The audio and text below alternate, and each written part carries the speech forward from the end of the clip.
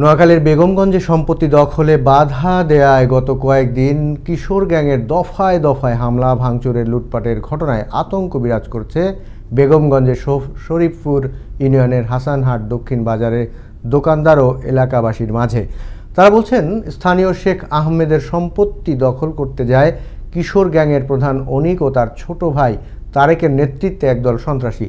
এতে বাধা দেওয়ায় সন্ত্রাসীরা বাজারের হেলাল উদ্দিনের দোকানসহ একাধিক ব্যবসা প্রতিষ্ঠানে ব্যাপক হামলা ভাঙচুর ও লুটপাট চালায় বলেও অভিযোগ উঠেছে। এ ঘটনায় প্রশাসনের হস্তক্ষেপ কামনা করেন ভুক্তভোগী ও এলাকাবাসী। তারপর যে অস্ত্র গুলি টুলি নিয়ে আমার ফায়ার করছে এবং ককটেট মারছে, আমি তো কি পড়ে গেছি।